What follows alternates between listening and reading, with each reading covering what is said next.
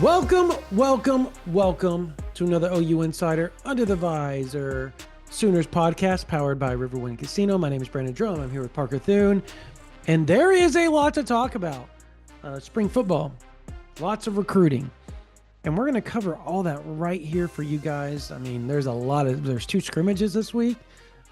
Saturday was like a partial scrimmage, but Thursday was a full-blown live scrimmage. We'll give you some of the goods that we've got, and we're going to talk quarterback recruiting. Obviously, Bentley set up his official visit. Jaden O'Neal already has his official visit set up. Discuss that. Discuss a few other recruiting nuggets that we've gotten over the last few days. But first, we're going to obviously thank our sponsors. Yes, indeed. Thank you first and foremost to Riverwind Casino, the Metro's premier gaming destination. Obviously, almost 3,000 electronic games, table games, bars and dining options, plus, of course, the best live music in the Metro. It's no surprise that Riverwind is always a good time. Again, the OKC Metro's premier gaming destination now for almost 2 decades. Also, a shout out to Jana King. Jana King is the greatest team to ever clean and a proud partner of OU Athletics, delivering spotless results from stadiums to any size business across the country. You can check them out at janaking.com for unbeatable commercial cleaning services. Again, JANIKING.com. Hey, also, folks, if you're watching on the YouTube side right now, see this hat? See this Bird Dogs hat? You can get this hat for free when you order from Bird Dogs using our promo code OU Insider at birddogs.com. Again, this hat right here, completely free when you use code OU Insider at birddogs.com. Support our show. Let them know we sent you. If you're not familiar with Bird Dogs, they are revolutionizing the apparel industry, particularly when it comes to shorts. I own 3 pairs of Bird Dogs shorts. They are fantastic, classy enough that you can wear them out golfing or to business casual type gatherings. But they're also comfortable enough and versatile enough that you can wear them to the gym. You can wear them out in the yard. You can wear them pretty much everywhere. Bird Dogs is for every occasion. Look a lot nicer than most athleisure apparel. And of course, look good, feel good. Those shorts, they make you look good, and they're going to make your legs look sculpted, incredibly comfortable as well. Comfort, fit, versatility, Bird Dogs has it all. Also want to give a quick shout to Brunt Workwear. Now, if you have not yet become acquainted with Brunt's line of premier elite workwear, starting, of course, with the marine work boots, which are built for the toughest job sites. Completely waterproof, whether it's rain, mud, or standing water, your feet stay dry. You're going to want to tap in with Brunt. Check out the marine work boots as well as their entire lineup of workwear, because it's not just about work boots. They offer a full range of high-performance gear built for tough jobs. From heavy-duty work pants to weather-resistant jackets, Brunt designs durable, reliable workwear to keep you protected and productive in any condition. Again, they didn't just make a durable work boot. They reinvented comfort for the hardest workers out there. And we have some of the hardest workers out there that listen to this podcast every single week. So for a limited time, you can get $10 off at Brunt by using code OU Insider at checkout. Just head to brunt.com/OU Insider and use code OU Insider, and you're all set. Even better, Brunt lets you try all their products on the job risk-free. After you purchase, they'll ask you where you heard about them. Please support our show. Tell them we sent you. Okay, Brandon, Oklahoma is past the halfway point now, spring practices. It feels like they're way past the halfway point. That isn't entirely true because you did have a week of spring break.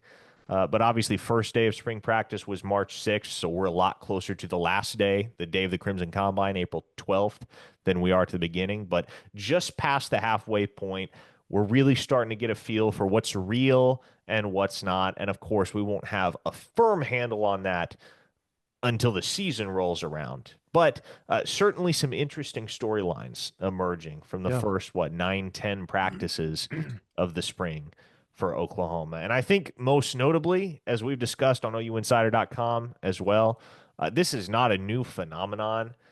Man, two guys that really looked like they're poised to give Oklahoma something as true freshmen this year are Elijah Thomas at the wide receiver position and Cortland Gillery at the Yeah. cornerback position. If you had to assess the amount of buzz that is on each of the 16 early enrollees from this 2025 class, the guys that are outpacing all the rest right now by a pretty substantial margin, I would say, are Elijah Thomas and Cortland Gillery.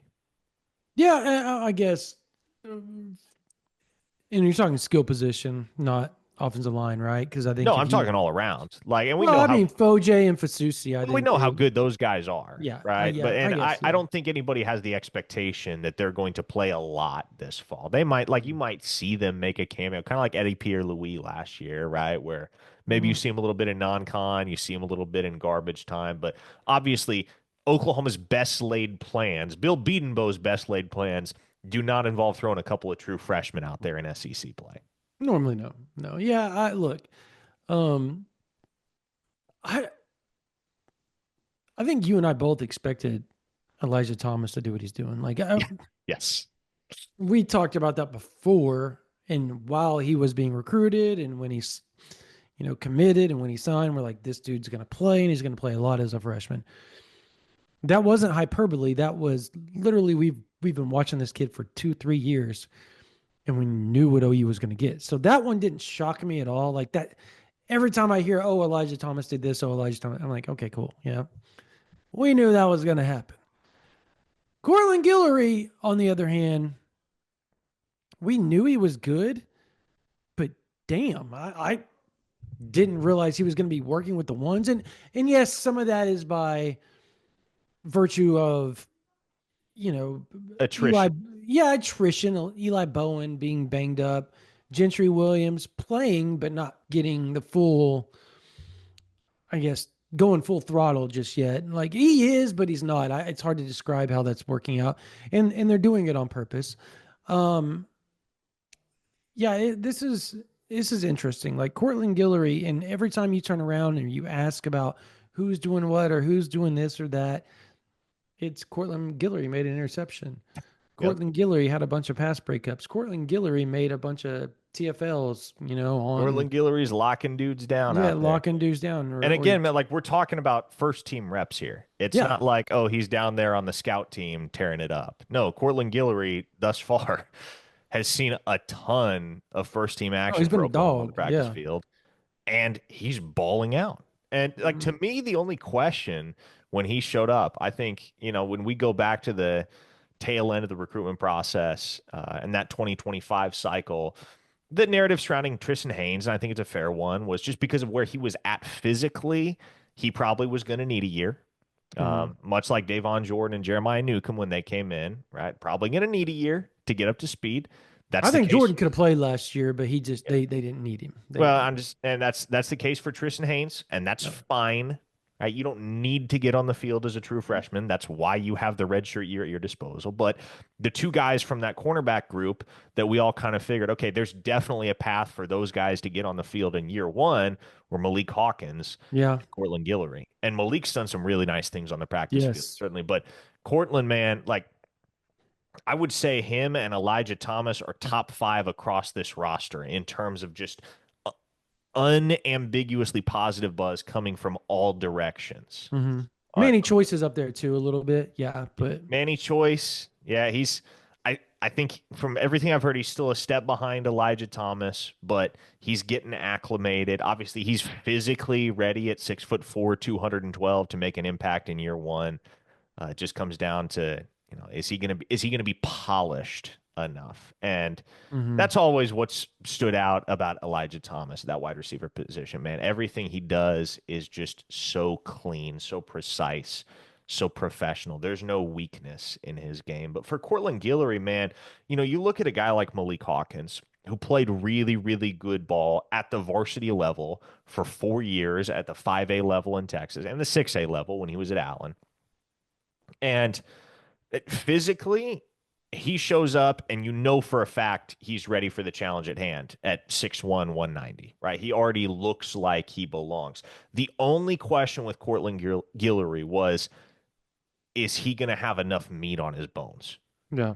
to meet the physical demands of playing cornerback in the SEC? And to be fair, I think that the jury is still out on that. You'd like to see him pack on a few more pounds before the season starts. But what helped set him apart, and part of the reason I think he was so underrated coming out of high school, I think the whole industry was sleeping on Cortland Gillery just a little bit. And we had him ranked higher than anybody else at Rivals. Credit to our guys for that. But the rest of the industry, man, that they slept on Cortland Gillery, I think, because of those weight concerns, because of those frame concerns, because of the fact that at a legit 6 feet tall, he was only in the, 165, 170 pound range. But man, he is so technical in the way that he plays the position. He's got savvy. He does not like, and yes, he is light. Yes, he needs to put more meat on his bones, but he plays a very physical brand of football. Mm-hmm. He's a 170-pound guy out there that plays like a 200-pound guy, and you can't tell him differently. And so the fact that he has shown up and immediately demonstrated the exact same prowess at the collegiate level that he showed at the high school level for Klein Oak High School down in the Houston area. Man, I think Cortland Gillery can have an impact similar to the impact we saw last year from Eli Bowen. Now, Eli Bowen played some excellent, excellent ball. I do think and I'm talking potential here. I'm not predicting anything. Okay. Yeah. I think, You better reel that one in a little bit. yeah. Again, like people are going to hear me talk about potential and they'll think I'm making predictions. I'm not at this point. But the reason I think Gillery certainly has the potential to even go beyond what Bowen did as a true freshman is because the one thing about Eli Bowen that is immutable, that he can't really change, is that he's short, right? He's 5'9". And it doesn't really inhibit him 90% of the time, but 10% of the time it certainly does. And, that 10% is occasions like that night in Columbia, Missouri, where he's matched up on the outside with Theo Weiss. Drew Pine throws a perfect ball to the corner of the end zone, jump ball that's an inch too tall for Eli, but Theo can climb the ladder and go and get it. That sentence, Drew Pine throws a perfect ball, I know. is just still to this day is not something that. But Gillery, man, again, we're talking about a guy that's 6 feet tall here.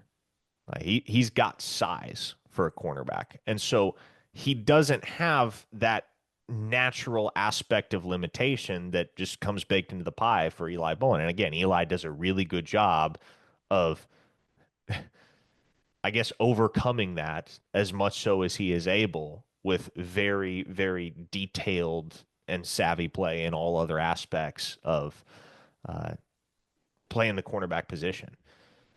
But Cortland, man, at 6 feet tall, he's going to be physically capable of defending pretty much every single throw when matched up against even larger bodied SEC receivers, because not only does he have the ball skills, not only does he have the ability to stay right there in a receiver's pocket all the way down the field, but he's 6 feet tall with really, really long arms, and that's going to serve him well. Yeah, I mean, he's a bit different. I think we'd be remiss if we didn't talk about Trent Wilson as well as one of the freshman standouts, just because he's done some really phenomenal things.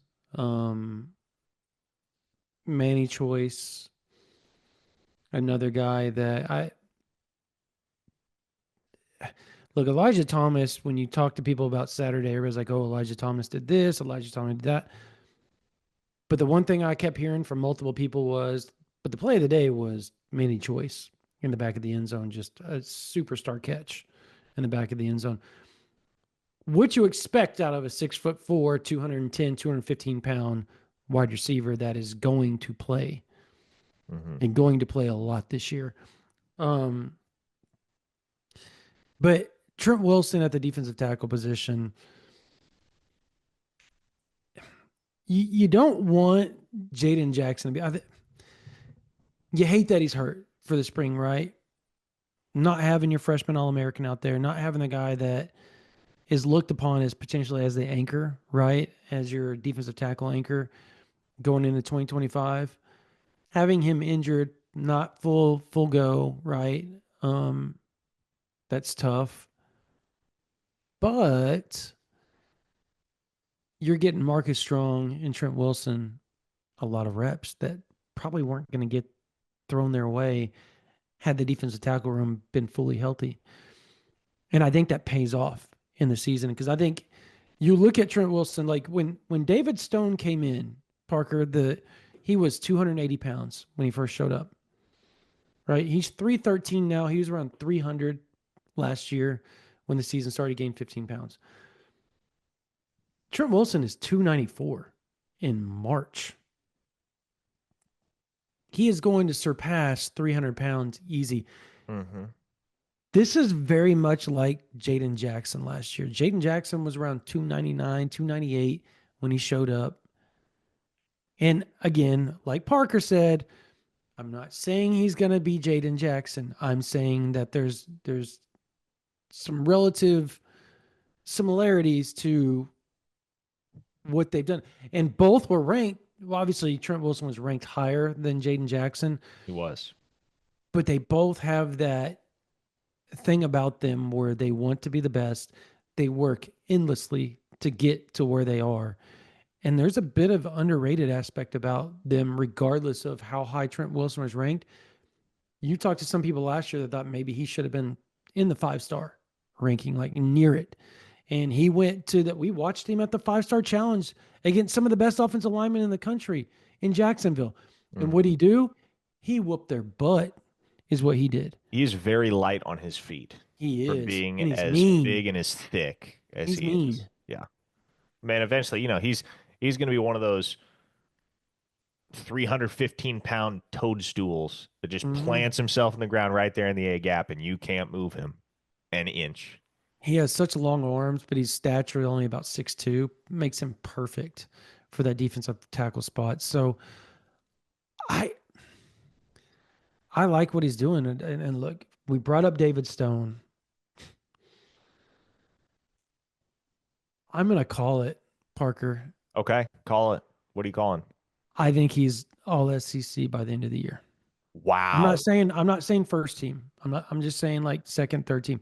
Okay. I think he is. I think he's hitting his stride. And everybody I've talked to said very similar stuff like this dude's light bulb went dink, very much akin to GK McCoy. That is exactly what several people that were around back then that are still, they may not be around the program per se inside the building, but they're around and they've been to numerous practices, said, you're seeing something very similar to GK McCoy where he needed that freshman year to get right mentally, get right physically. It doesn't just come easy because you're a 5-star.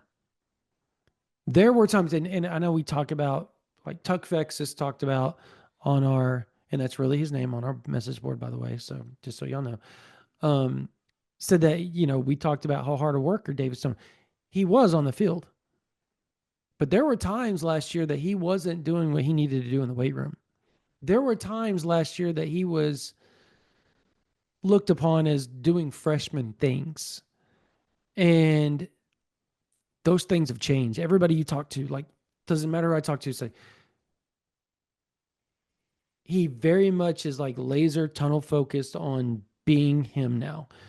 And I think being technically sound, getting and doing what Coach Bates is asking him to do, what Schmitty asked him to do on a day in and day out basis, and being focused, he has so much potential. He has the highest ceiling out of anybody in that room. Is that even debatable, Parker?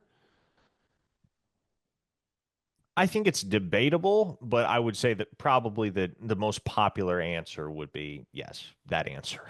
He's got a chance to be special. So here's what I want to know though. Okay. So you're predicting David Stone is going to be on an all SEC team. Yeah, first, second. Maybe he makes honorable mention, but still, that's still impressive your sophomore year. I guess my question would be, who gets lost in the shuffle there at defensive tackle? Because if you have even one guy that's on an all SEC team in that group, I mean, think about it. You have Jaden Jackson, you have Yeah. David Stone, you have Dominic Williams, you have Grayson Halton. Well, you can have guys make multiple. You get, I mean, do they have to get lost in the shuffle? You can have two guys make honorable mention and one guy make first team, the other guy make third team. Like that's possible. I mean, Clemson and Alabama have done it for years. Georgia's done it for years. So just be clear, you think there's a world where all four of those guys are playing regularly and playing good Well, ball? they rotate. I mean, we watched them last year rotate constantly. They want to keep them fresh. So yeah, I think you're going to see them play quite a bit. I look, they all do something really well that the other doesn't do. Like G Baby is the best pass rushing defensive tackle on the team. He may be one of the best pass rushing defensive tackle in all of college football. And I don't think that's hyperbole to say that at all. He proved that last year, right? Like he was amazing. He even says, I have to get better at run stopping. Well, the run stopper is Dominic Williams. He is a fantastic run stopper. He wants to be better at pass rushing, which he's been working on. They're each working on those things to be better at, right? Jaden Jackson, he's pretty balanced. Like he is a really good run stopper, but he caused some problems in the passing game last year as well. David Stone is somebody I think that can be the best of the best. He has the potential to be that run stopper, but at the end of the day, he may end up being, before he leaves Oklahoma, he could be the best pass rushing defensive tackle that Oklahoma's seen since Gerald McCoy. Like that, I don't think that, or Jordan Phillips.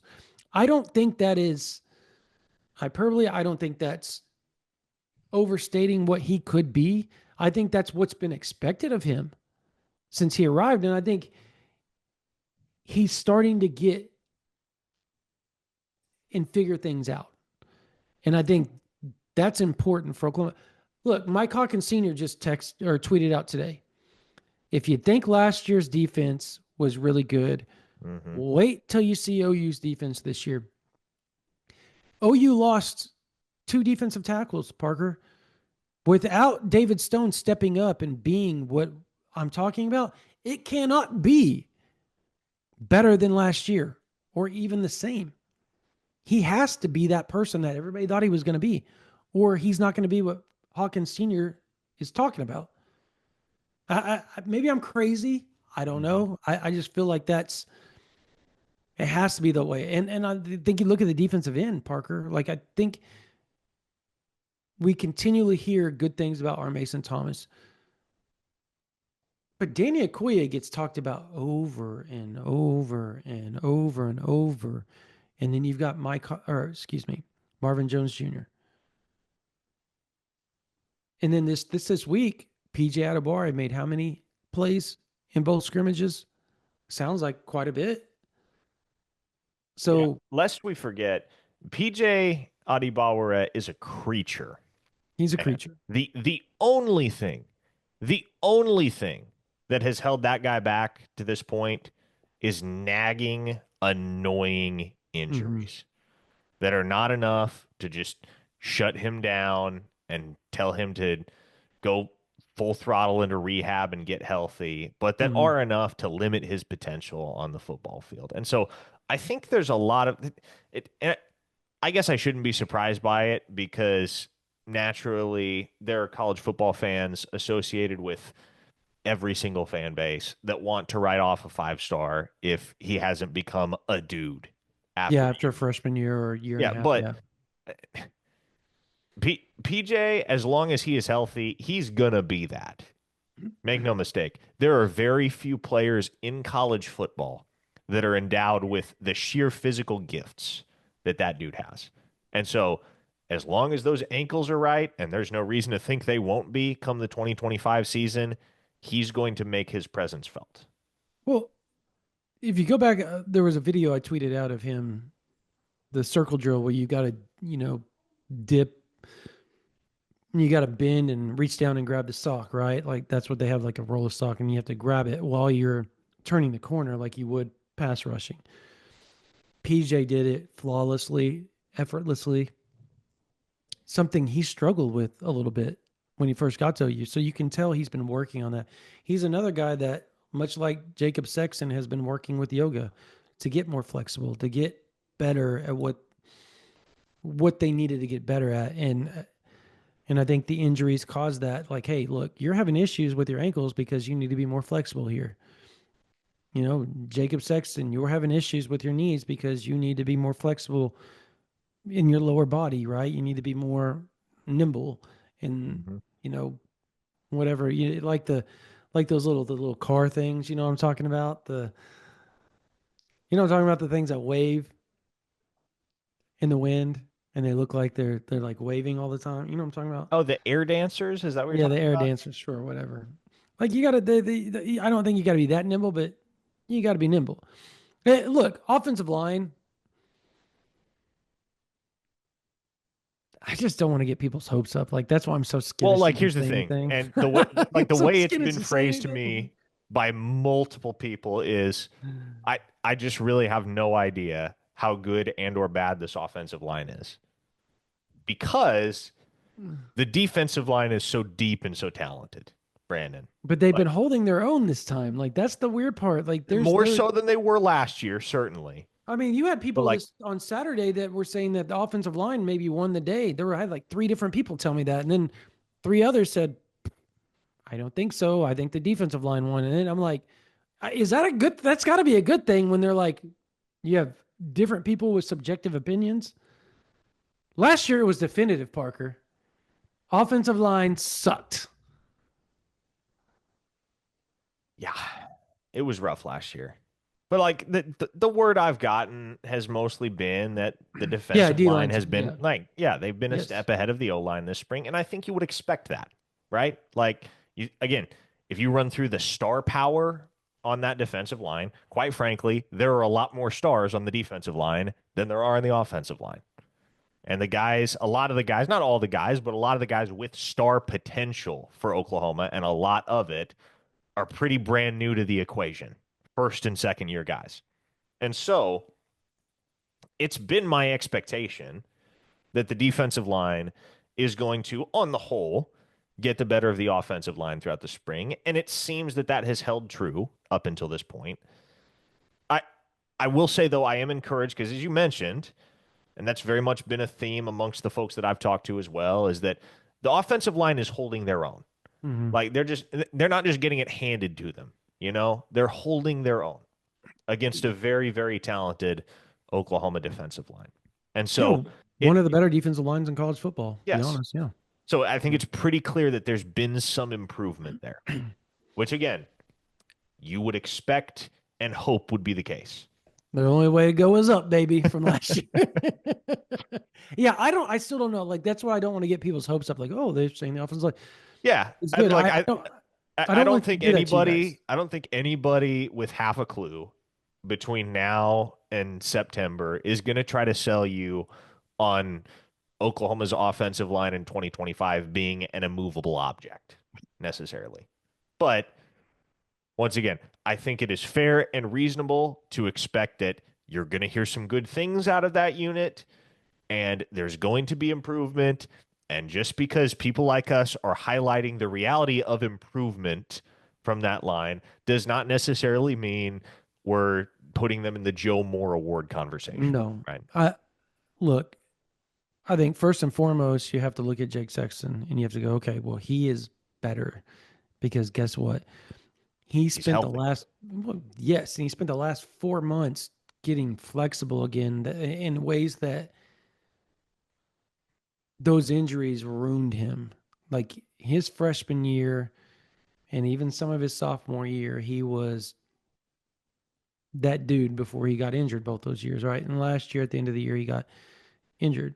It was unfortunate, but his main focus was to get flexible. The scouts told him, look, you've got to make some improvements with your flexibility because it's going to help your movement at the tackle position. And everything that we've heard is he's doing a really good job against some of the best defensive ends in college football. So, like, that's a good sign. Now, on the flip side of it, The issue you look at is depth. I think that is still a reigning question, is depth, depth, depth. Now, don't get it twisted. Right tackle is going to be good. Derek Simmons is going to be a good player. Like, he's a good player. They expect him to be good. He's played good. The guards have played well. They got in their butt kicked by the defensive tackles a couple of times. We're not glossing past that point. Like, they have. Stone, even yesterday, was told he whooped up on a few guards yesterday, just manhandled them a few times in one-on-ones. But at the same time, Fabici Wewu and Eddie Pierre-Louis have they've done their own thing and played well against the defensive tackles. Here's the problem, though. If Troy Everett goes down, they are effed. They're trying to play Favici Wewu as backup center right now because they don't have anybody else, because Josh Bates dipped out on them, who they thought was going to come back and help. He's gone. Or at least be a backup that was at least formidable, that could go in and know the position. So now you got him, you got Josh Sosa, and then obviously you got Owen Hollenbeck, who is, yeah. I don't know what is going to happen. God forbid Troy ever gets injured this year, Parker. God forbid. Yeah, That's rough. you don't want that to happen. That feels like the guy that you can least afford to lose. 100%. Again, when you look at that depth chart and you look at what does not exist behind him, yeah, don't really want to lose Troy Everett. Maybe Fabechi Wewu gets up to speed in a hurry at center. Maybe he eventually proves that he's better suited to center than guard. I don't know. Again, it's an experiment that is ongoing right now. But yeah, definitely don't want to see Troy Everett go down again. No. Outside of that, I think Ryan Foje will be in the rotation a little bit. Look, Heath Ozada, when he comes back, he has a chance to start. I don't know if he'll start, but I think he has a really good chance to start. So I think there are some good things there. Like, I think your 7 or 8, you feel pretty good about, right? I think that's kind of the truth of the matter. I think, oh my gosh, Luke McClenko. Yeah, I think he's been kind of a disappointment so far, but it's early. We'll see. They believe in Fasusi. I'm trying to think who the other and obviously you need Isaiah Autry Dent to come back healthy and be healthy, stay healthy. Because remember last year they loved him. That's a guy, yeah. I don't know if he's getting talked about enough, and I think part of that is natural because he is hurt right now, and so he's not going through spring practice. But a healthy Isaiah Autry Dent can absolutely. I don't know if he can win a starting job in fall camp because there are some talented tackles on this roster that are more experienced than him, but he can absolutely put the heat on somebody for a starting job if he's healthy in fall camp. He's got a chance to be pretty good. And then I think Logan Howland has a chance to be that guy. Like, they love Howland, and look, you feel good about the offensive tackle. You feel decent about guard depth. Way better than last year, and I think multiple sources told me this weekend, and they talked about Thursday full scrimmage. Same thing. There were times that you could tell the depth of the defensive line just wore out the offensive line. But as one source told me, the fact that so many of these guys got thrown into the fire last year when they weren't expected to, as bad as it sucked for OU last year in 2024, it has a chance to be a godsend in 25, 26, and 27 for Oklahoma moving forward. Because they got experience that they weren't expected to have. Young guys, depth. So it's got to play out on the field. I think Michigan is where we're going to know. How they play against Michigan, we'll know. Oh, yeah. Well, if they don't play well against Michigan, better watch out. It's going to be a long ass year. It is. It just is. No It just lies is. detected. It just is. Hey, before we move on to something else, recruiting, let's dive in. And I want to thank another sponsor, uh, Refund You Med Spa. They have been named the, as I look for the stinking, uh, my gosh, man, where did it go? I keep finding the banner here. Oh, here we go. They've been named number one in Oklahoma City as far as med spas go by 405 Magazine, now 6 years in a row. You can call and get a consultation for free at 405 849 5391, or you can go to refindyouokc.com because everybody wants to be healthy. And obviously, achieving your healthy weight can be a challenge to do on your own, but you're not alone. The skilled team at Refine You Med Spa offers treatments that complement weight loss goals and long-term weight loss support so you achieve a weight loss that supports good health and self-esteem. You can achieve your ideal look and feel with Refine You state-of-the-art practices that offers a diverse selection of aesthetic treatments, providing services that benefit every body shape and skin type. You want spots removed on your skin? Boom. You want Botox, lip filler for your wife or your girlfriend? This is the place to go. They're cheap. They do a lot of good things for obviously the women and even men. Like as far as men going in, they want their abs. Like we get that fat around our gut, right? That's where most men settle their fat, and they can help you with a lot of that stuff by doing a lot of their treatments that they have. That they are 100% state of the art. They're non-invasive. They have doctors on site, and they help you diet. They do nutrition, everything that you want. Refine You Med Spa does it for you. Again, free consultation if you call right now at 405 849 5391 or refineyouokc.com. They don't sell procedures, they sell results. All right. Let's talk recruiting, Parker. What do you want to Let's start do with? it. Bo Bentley has an OV on the calendar. And as of right now, Brandon, he's the only guy with an OV on the calendar for this specific weekend, the weekend of June 13th Yeah. through the 15th. All of Oklahoma's official visitors to this point in the month of June had been directed to one of two weekends, the weekend of June 6th or the Mhm. weekend of June 20th, which of course is the Champion Barbecue. It may very well be the case that Bo Bentley has an official visit weekend all to himself at Oklahoma. I think they'll add some people to that. I think they have so many coming 6th through the 8th. And obviously, what is it, the 23rd, the 22nd, that you get spread thin. I think you got to watch out when you do that, right? And he's one of the later official visits that have been set up. I think you'll start seeing more. If you don't, that's an interesting thing. That is really interesting. If he is going to be the only person on campus, which I just find, don't you think that's kind of odd that you would have just one person come in? I mean, I don't know. I don't know that I would say odd.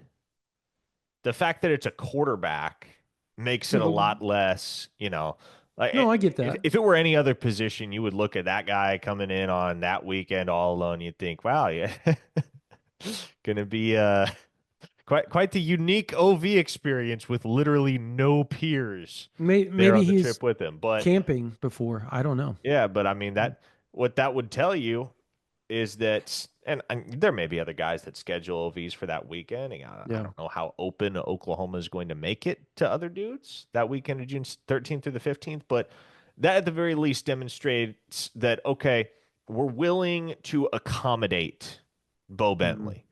We are willing to go outside of our perceived comfort zone as far as scheduling these OVs to make sure we get him in here and make sure we get the chance to show him some love as a Yeah. staff. And obviously, the news that accompanied his cemented official visit with Oklahoma was that he released a top three, right? LSU, OU, Georgia. And it doesn't look like it's going to be Georgia for Bo Bentley right now. I think we can pretty safely conclude he's going to be a Tiger or he's going to be a Sooner. We've had some. I guess expound on why not Georgia in your opinion. Well, for one thing, you have the Jared Curtis situation waiting to resolve itself. Mm-hmm.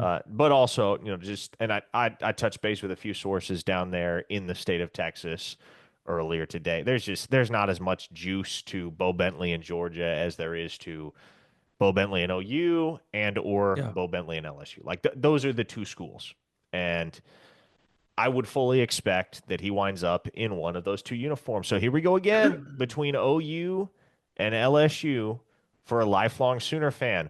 Last time we had an instance like this, it was the Caden Caden Durham. Durham recruitment. Mm-hmm. Didn't end well for OU, It but not end well for OU, and it looks like Caden well, Durham's going to have a very nice career down there. yeah, but like also need to be frank that some things went down Sure, yeah. that caused that. Where OU would have taken, like he would have been a Sooner, honestly. Like that's where he was headed, but things happen. Can't ever really expound on that, but yeah, things happen. I guess I don't know. I look, talk to somebody today, and instantly people are going to say, well, they obviously don't want Jaden O'Neal. That's not true. Um, you heard it. They want Jaden O'Neal. Um, Hmm. don't be shocked if Jaden O'Neal doesn't end up on campus this week at OU for a visit, but also don't be shocked if he doesn't end up visiting some other places following that. And this is just a player that's saving his own butt. You're not going to have two guys in one class. Just reality. I'm also wondering, like, is Bo Bentley going to commit to OU if Jaden O'Neal stays committed to Oklahoma? I think that's the other thing. I think Oklahoma has set themselves up well in OV season, like set themselves up ideally with the two quarterbacks with regard to their specific individual situations, right? Jaden O'Neal is committed. You want him in town for the Champion Barbecue. You want him to get around your other top targets. You want him to be front and center in your biggest OV weekend of the year. Mm-hmm. And then for Bo Bentley, a guy who's uncommitted, a guy that's gonna need reasons, especially because you have another quarterback committed right now. You're gonna have to give him some. The best way to do that is to show him that he's a priority for the entire staff. And a really good way to Mm-hmm. do that is limit the official visitors that are coming in alongside him and make sure that you can spend a ton of time and a ton of energy and a ton of focus on giving him the best red carpet experience possible. So look, I still don't think Oklahoma gets both of these guys. Yeah, I I don't think that happens. I think it is a next to 0% chance that Jaden O'Neal and Bo I Bentley agree. both sign with Oklahoma. But I guess now we wait till OV season to see how it shakes out because we know at the very least that the field has been thinned for Bo Bentley, and that threefold crop of official visits in the month of June is going to be deterministic. Mm-hmm. And so, it kind of feels like, we were talking last week about how, well, maybe if Bo Bentley is off the board by late April, early May, then you have a closer vantage point to clarity from where we sit right now. Yeah, At this point, like, well, okay, strap in for at least another 2, maybe 3 months of the holding pattern with all of it. yeah. I agree with you. I don't think either. I don't think both end up in OU's class. I think one or the other, but you don't want to end up empty-handed. I think you got to play this thing right if you're Oklahoma, and if you make just small error in the wrong direction, you could end up with neither. And that would be a horrible black eye to start the career in Norman. So you don't want that to happen. Um, there's just a lot that goes into all this. I I think Oklahoma's in a good spot for obviously Bo Bentley because naturally John Mateer and apparently their families know each other very well. Matier's family and the Bentley family know each other really well, from what I'm being told.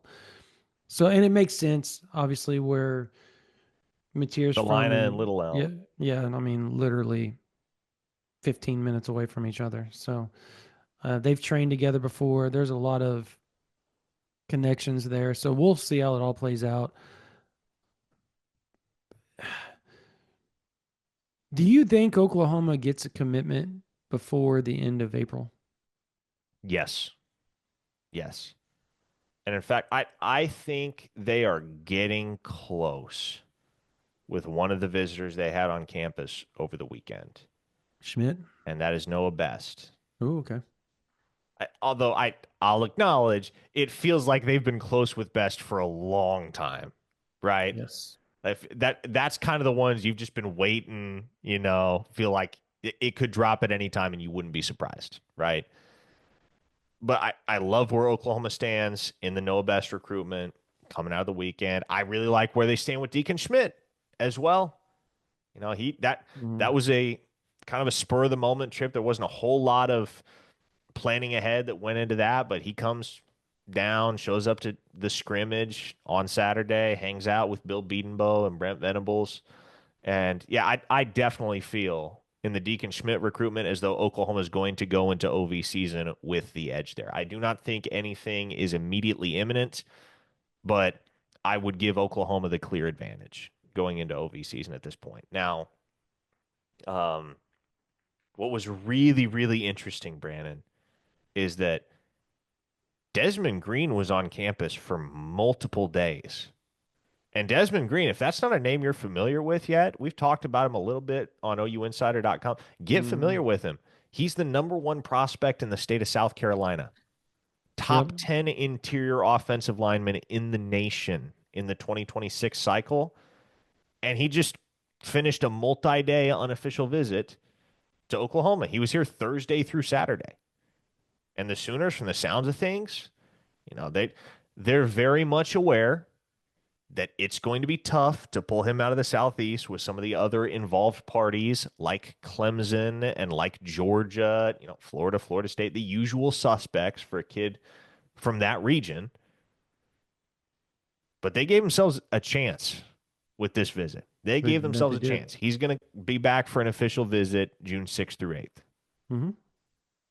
Yeah, they're in a really good spot. Surprisingly good. Like when I was told he was on campus, I ended up reporting on OU Insider, VIP. I was almost floored because I had to like ask the source that told me and check and go, I, same guy, really? Like from South Carolina? And they're like, yeah, offensive lineman from South Carolina. I was like, okay. Was this a courtesy visit? And they said no. Him and his family drove all the way halfway across the country on their own dime to visit Oklahoma. And By the way, for those curious, it is 1,140 miles yeah, from St. Stephen, South Carolina to Norman, Oklahoma. they were in Georgia. They were at the University of Georgia a few days before that, by the way.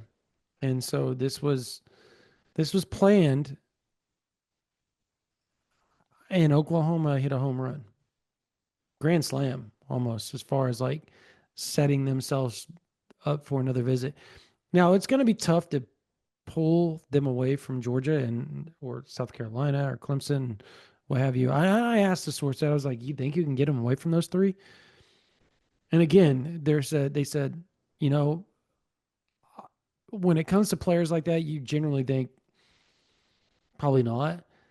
But since they drove themselves, there is some buy-in, and this isn't the first time that they've done that. So there is some big time buy-in with Desmond Green and his family with Oklahoma. That's one of those that you like kind of file away and you're like, okay, you're not real sure, but you're not writing it off because there is an official visit. And Oklahoma has set themselves up to at least be not just a player, but to be a major player in this come decision time. This is one of the more shocking things. I think Parker, when I texted you that, you were like, "Excuse me, what? Like he did what?" I was the same way with the source. So I just Yeah. Okay. there's Kid showing up via a plane flight, not a big deal. yeah Kid driving halfway across the country for an unofficial visit, yeah, that's yeah significant. you have interest. Like you really have interest at that point. So I think that's something OU fans need to at least watch. And if they can somehow pull that off, look, you get Noah Best, Desmond Green, uh, Toa Katoa, right? Who else would you throw in that batch, Parker? Yeah, I'm not, It's and really difficult. I haven't been super optimistic in their chances with Katoa. He's gonna I'm just OB, throwing names obviously. out. Yeah, he's Just throwing names out. I think that one comes down to SMU and Texas. But if I had to pick it right now, that interior offensive line class, you've got one commit in Will Conroy. I Yeah. feel like you can pretty safely project Noah Best Hmm. into the class, and then shoot, man,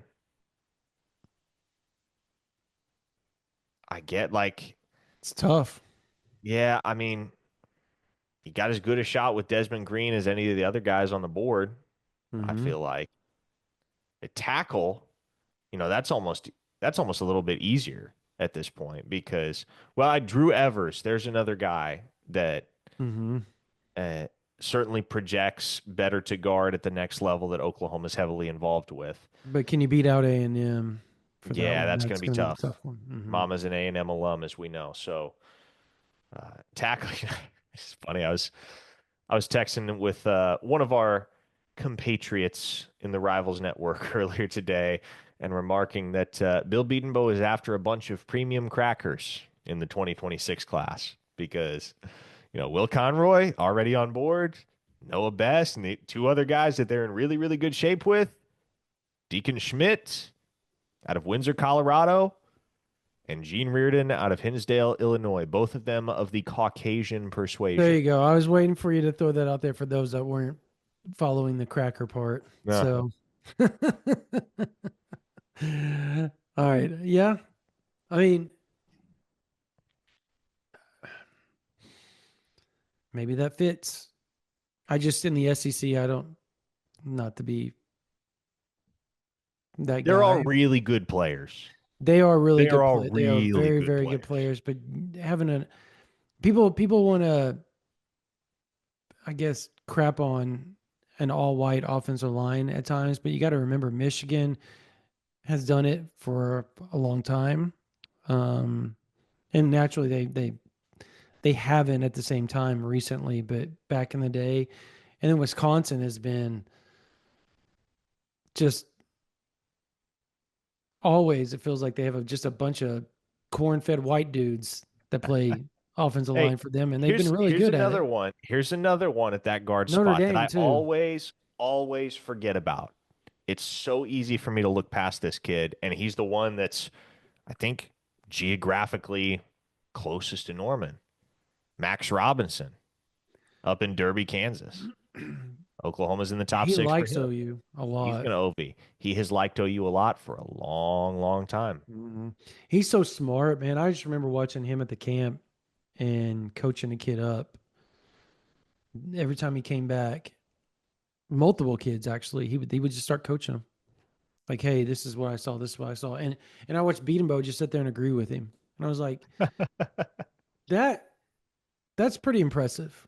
Well, and here's the thing about Max Robinson is he is a 3-star, Mm-hmm. but Three what star you. what really intrigues me about that kid is like if there's legit potential down the line for that kid to be one of the guys that is all the rage amongst broadcast crews and reporters at the NFL Combine because he's like 6'3" right now, but as I understand it, his dad is like 6'8", 6'9".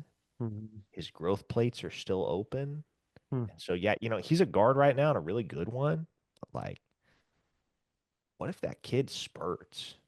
What if he spurts to like 6'6", 6'7", and winds up being a tackle?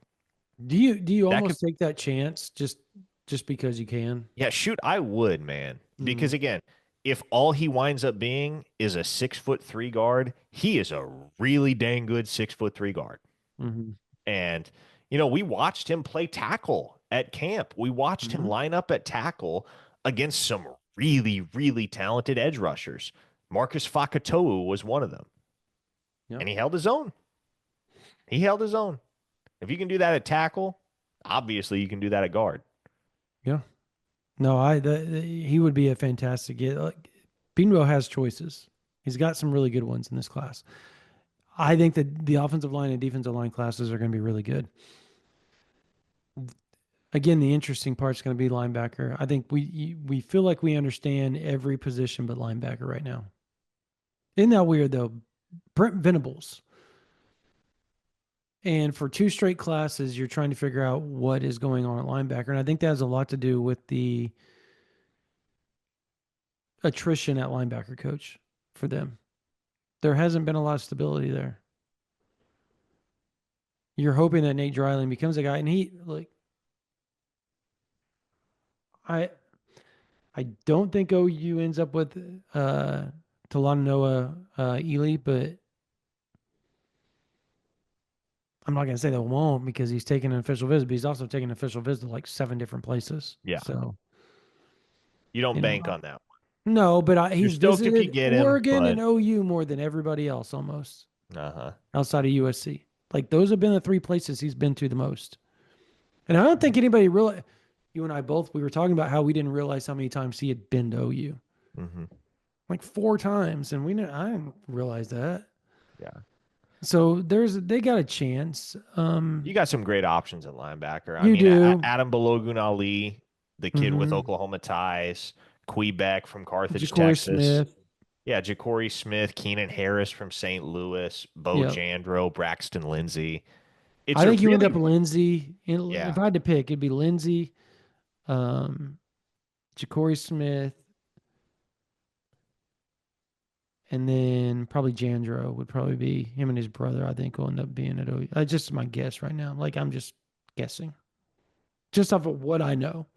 It feels like those 3 like OU more than everybody else. Am I off? You are not off. Yeah. I would project the Jandro Bros and Braxton Lindsey into OU's class right now. Yeah. Ja'Cory. I think Ja'Cory ends up too. Really? He likes OU a lot. I've never felt as great about that one. I don't know. Maybe I'm buying too much into him being best friends with Amarian Robinson. I don't know. That to me, and he always brings it up whenever he and I talk, just how close they are. But if it's not okay, who would you project Ja'Cory to go to? Arkansas? Stay in state? Yeah, I know Nebraska really likes him. Nebraska? Yeah. Yeah. I just that one to me has always felt wide open, you know? Yeah, but Like I'm it's just which going into OV season, Oklahoma's got as good of a shot as anybody, mm-hmm. no doubt. But I've never felt like there's reason for confidence. Optimism, sure. Confidence, probably not that OU winds up with Ja'Cory Smith, in my mind at least. Yeah, Braxton Lindsey is somebody though you fans need to watch. Like that dude is phenomenal, and he is so big. Man. Like I was shocked how big he was in person. Like I've seen him in person, Sooner 7 a couple times. I did not. I didn't. Hey, I underestimated his game a little bit on when it comes to size. Like he has grown. He is a large human being. And he is yoked too. Yes. He is Yes. muscled up. That is a dude that is ready to step into a collegiate linebacker room year 1 and do a little something. Speaking of yoked up, when fans see James Nesta in person this year, Yes. Okay. Buy some James Nesta stock. yes. Yes, that you and I were talking about when we were standing there watching the line. We're like, what in the world? He has transformed his body phenomenally for a baseball player too. At the same time, he's done such a good job. I don't know how that's hindered or helped his baseball. I'm assuming it's probably not been the best benefit to him pitching to be that yoked up. But he looks great at linebacker, Parker. Great. He's going to play. I'm starting to see the vision. Mm-hmm. I'm starting to see what everybody was talking about in the fall when we were hearing from the inside. James Nesta, James Nesta, James Nesta. Mm-hmm. Not right now, but give it a year. Well, Here it is. by August, it will have been a year. Yep. All right. Well, we got some good scrimmage notes coming on OU Insider. They should be up. We're recording this on a Sunday night. They should be up at least Monday morning. I will finish working on Thursday scrimmage notes. I got Saturdays up. Just so happened that we got both. All of it just kind of came to us on Saturday. Just tons of information. So we split it up. But going to have that for you guys. Parker has some recruiting information. I got recruiting information coming up this next week. There is a lot going on OUinsider.com. Spring ball, softball, baseball, basketball transfer portal. And let me tell y'all something. Brody Lusk has got that thing locked down. If you think Oklahoma isn't going to pay NIL, it sounds like you are mistaken, because we were mistaken. We did not think it was going to happen. And then you start hearing things. There could be some shock. Like Oklahoma looks like they may be buying into basketball, but we'll see. You still have to close. It doesn't matter how much you pay. You still have to, the relationships still matter. We'll see if Moser can close it out. If you can't, could be another okay year next year with what they have coming back and what they get in the portal. But it sounds like things are moving in a good direction. If you want to know who with, and they are some of the top targets in the portal, by the way, go to OU Insider VIP. Brody Lusk has a whole thread up there right now with multiple updates for you guys, basketball transfer portal. Obviously, the women are also dealing with that. They got Aaliyah Chavez just now. She's in the McDonald's All-American game this weekend or this week. They've been scrimmaging. They've been doing a lot of things. There's a game. You could watch that as well. Huge get for the women's basketball who just lost in the Sweet 16. Go to OU Insider. We've got you covered with all that baseball, basketball, softball, recruiting, football recruiting, team notes, all of that right there. Plus, you get to go with the community. It is amazing. Thousands and thousands of OU fans already on there. You start your own thread. You ask us questions. We answer it. Parker and I are at your leisure. We are there to answer your questions, insider stuff you want to know. Boom, you ask it on the message board. We're there for you. And then everybody else talks about it. It's great conversation. It's fun. If you want to, you sign up right now, $9.95 a month, $99.95 for the whole year. Or if you are a college student with a .edu, you have to email us from a .edu. If you are an active duty military, from your active duty military email us, ouinsider@rivals.com. We will send you a promo code for OU Insider for 1 year for $11.95. That's less than $1 a month. We will send you a promo code. You get to join in and get it at 88% off. That's an amazing deal. So make sure you email us, ouinsider@rivals.com from your .edu or your active duty military account. Doesn't matter what college you go to. Doesn't matter what military branch you're in. We're pro-military. His wife's in the military. I'm a vet. We love it. So go to OU Insider, ouinsider@rivals.com. Email us from those emails. We will get you back with the promo code for $11.95 for the whole year to join and follow all your Sooners content at that. So, all right, for Parker Thune, my name is Brandon Drum. We want to thank, obviously, Riverwind Casino for being our title sponsor. Hope you guys enjoyed this podcast. You guys have a blessed day.